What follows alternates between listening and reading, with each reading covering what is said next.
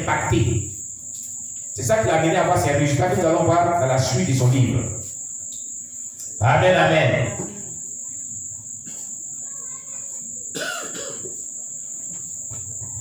Vous savez, quand vous lisez ou bien vous étudiez un livre dont l'auteur s'est consacré et était dans la vérité, plus vous lisez le livre, plus le livre là aussi vous impacte. L'onction que contient ce livre là vous impacte. Charles Finney et Jonathan Beaufort ne vivent plus. Et Mark Henry Boone, qui a écrit le livre sur Puissance par la prière, qu'on étudie tous les mardis là, ne vivent plus. C'est les gens qui ont vécu dans les années 1900, 1800, ils ne vivent plus. Mais plus tu étudies les livres, plus tu es traversé par l'onction. Plus tu es motivé à te consacrer, plus tu es motivé à avoir les mêmes résultats. Tu es encouragé à avoir les mêmes résultats. C'est ça les véritables livres dont les auteurs étaient consacrés. Qui impactent. Je vous conseille de pouvoir étudier de tels livres. Mais il y a des livres qui lisent même et puis tu dors. Ça ne te dit rien même. C'est le sommet spirituel qui te gagne en livre là de l'éveil spirituel. Abandonnez ces livres-là. Amen. Oui. Il dit le réveil n'était donc pas une chose du passé. Ce fut l'étincelle qui m'embrasa. Est-ce qu'un fermier, disait la préface de ce livre, penserait à prier pour obtenir une moisson sans avoir d'abord sémé? Voilà les propos de Charles Finney. Il dit ici, est-ce qu'un fermier penserait à prier pour obtenir une moisson sans avoir d'abord sémé?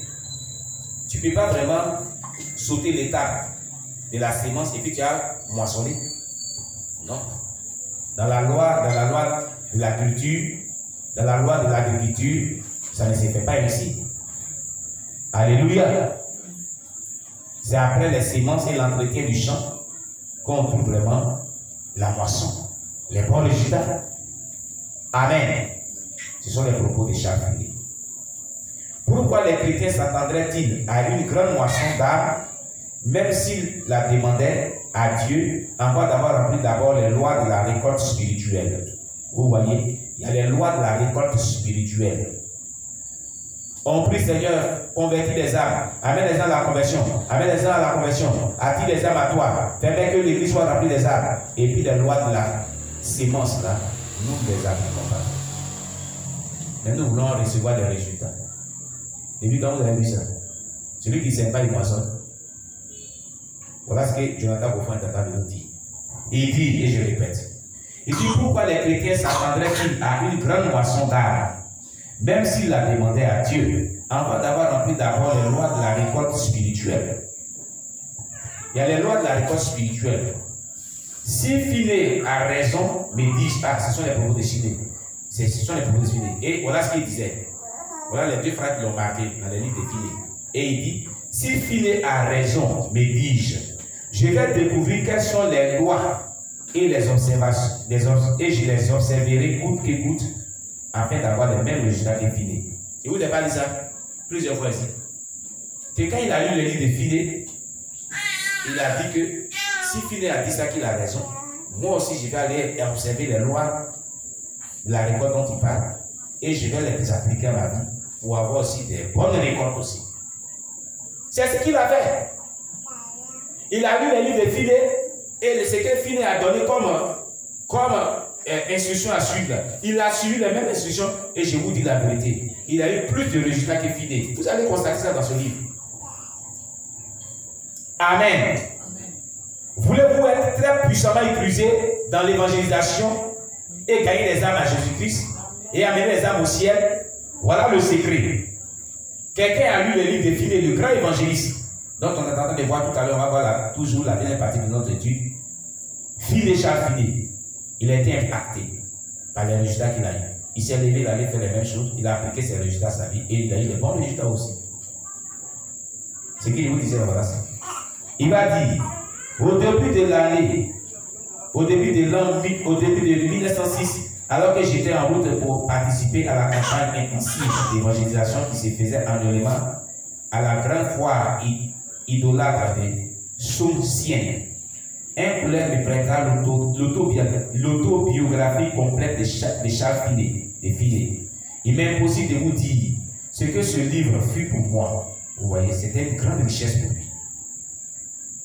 Je vous recommande de chercher les livres de Charles Finney et les livres de Jonathan Beaufort. Vous allez voir que ce que nous disons, lui et moi, c'est de la richesse pure. Écoutez, quand moi j'ai fini de lire le livre de Charles Finney qu'on est allé étudier puissant là-haut, là, quand je l'ai lu, je ne l'ai même pas encore fini. Et j'ai dit comme ça, Seigneur, je veux aussi avoir des bons résultats aussi comme ça. Et quand j'ai commencé à prêcher, les gens pleuraient sur les péchés. Moi aussi, les gens pleuraient sur les péchés. Les gens se repentaient.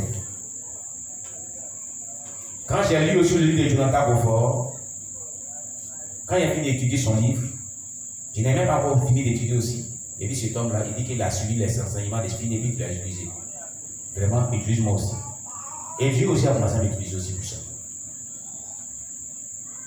Vous voyez? Donc, vous pouvez faire mieux que lui, mieux que Finney, mieux que Jésus-Christ. C'est ce qu'il a dit dans le haut, plus haut. Amen. Oui.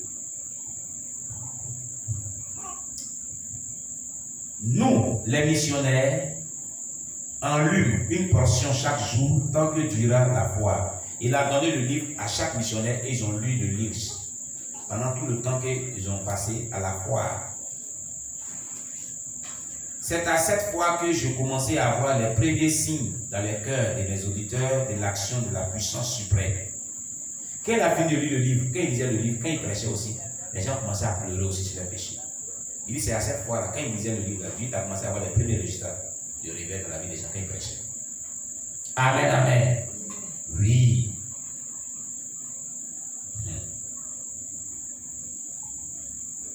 Un jour, tandis que j'avais pris pour texte 1 Timothée 2, versets 1 à 7, plusieurs personnes furent profondément émues. Un évangéliste murmura avec une crainte respectueuse, mais ces gens paraissent émus comme les auditeurs de Pierre à la Pentecôte. Vous voyez? Le même soir, je parlais devant une salle comble. Mon extrait était 1 Pierre 2, verset 24. Il a porté lui-même nos péchés en son corps sur le bois.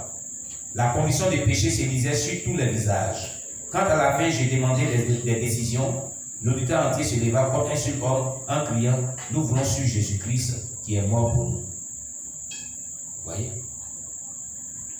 J'ai pensé qu'un des évangélistes allait parler après moi, mais en me retournant, je les vis tous les 10 debout, sans mouvement, regardant étonnés, tandis que l'un d'eux restait dans la salle pour parler à la foule. J'allais avec les autres dans une chambre contiguë pour prier. Pendant quelques minutes, ce fut un silence absolu. Tous semblaient trop frappés de crainte pour parler. Enfin, la voix tremblante d'un évangéliste s'éleva. Mes frères, celui qui, pour nous, avons prié si longtemps, était présent en personne parmi nous ce soir. Mais sachons bien que pour qu'il demeure avec nous, il faudra que notre manière de vivre soit très châtiée. Ça, c'est un évangéliste qui parlait. Se reprochant d'avoir des péchés dans sa vie. Se repentant de ses péchés. En 1906, en automne, désappointé par l'état languissant de mes annexes, je projetais une tournée pour essayer de les réveiller. Mais il y avait cependant entre le Seigneur et moi une question qui devait être réglée avant tout, intitulée inutile d'entrer dans les détails. Tout ce que je puis dire, c'est qu'il s'agissait d'un différend entre un collègue et moi. Ça, c'est Jonathan Beaufort qui parlait. Il avait eu un différend entre lui et un collègue. Je sentais honnêtement que j'étais dans mon droit. Ceci est très humain. Dans toute querelle, il est toujours sage de faire la part de chacun. En tout cas, l'impulsion de l'esprit était claire. Il fallait que cette affaire fût réglée. Je répondais toujours à Dieu que la faute était du côté de mon collègue et non pas du mien. C'est lui qui devait venir vers moi et non moi qui devais aller vers lui. Vous voyez, lui aussi il luttait le Saint-Esprit. Un de ses collègues avait eu des problèmes avec lui, indifférent, et il était dans son droit. Il dit que c'est lui qui avait raison.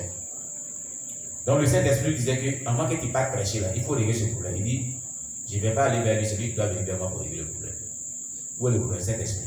C'est lui qui est en erreur, c'est lui qui doit venir me demander pardon. Amen. Écoutez très bien.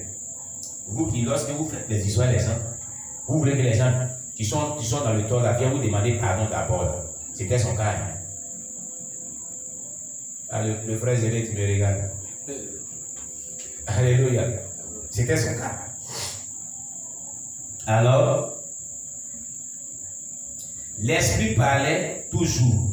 Mais enfin, Seigneur, discutais-je. Il a discuté avec le Saint-Esprit. Hein. Il dit, mais enfin, Seigneur, discutais-je. Il est venu dans mon bureau et s'est excusé avec l'âme. La chose n'était pas arrangée. Donc, le collègue est parti s'est excusé devant lui, il a pleuré même. Mais le Saint-Esprit le tenait toujours captif. Le problème n'est pas encore bien réglé. Hypocrite, semblait être il dit. Le Saint-Esprit est un hypocrite. Bien.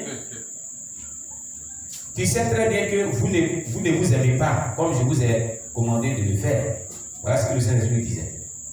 J'ai persisté, la faute est du côté de mon collègue. Malgré que le Saint-Esprit parle, on a dit, Saint-Esprit, la faute c'est du côté de mon collègue. C'est pas de mon côté. Amen. Je n'ai plus rien fait, il n'a rien fait. Alors vient le mot final. Si tu n'aurais pas cette question, voilà ce que le Saint-Esprit lui dit. Si tu n'aurais pas cette question, avant de partir pour la trouver, tu échoueras. Je ne pourrais aller avec toi. Le Saint-Esprit lui dit, si tu ne vas pas te réconcilier bien, quand tu vas aller prêcher là, il n'y a pas quelqu'un qui va se convertir. Tu vas échouer. Les résultats seront nuls. Je ne vais pas t'accompagner dans cette évangélisation. Tu vivras seul. Alors, plusieurs personnes s'élèvent et s'en vont évangéliser alors qu'ils ont des différents légions qui n'ont pas réglé. Est-ce que vous voyez ça? D'accord.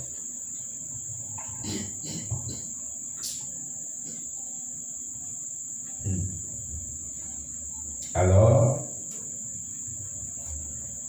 cela m'humilia un peu. Quand le Saint-Esprit a dit ça, il s'est senti humilié un peu. Je n'avais pas du tout envie de faire cette tournée si longue et si fatigante sans son aide. Ah, il n'a jamais fait plus de 200 lettres du Saint-Esprit. On a dit, Saint-Esprit dit qu'il ne va pas être de mon côté s'il va comme ça. Et il dit que je ne me vois pas quand il fait toute cette tournée là sans l'aide du Saint-Esprit. C'est comme s'il avait fait mon œuvre et il ne va pas faire son œuvre. Amen. Je savais bien que seul ce serait comme battant l'air. La veille de mon départ, je devais présider une réunion de prière pour les chrétiens chinois. Tout le long du chemin, la voix continuait à me presser. Va et arrange cette affaire pour que je puisse t'accompagner demain. Le Saint-Esprit parle, il dit, mon ami, va régler ton problème pour que demain, quand tu vas aller en tournée, je t'accompagne. Si tu ne vas pas là, je ne t'accompagne pas. Ouais. Alléluia.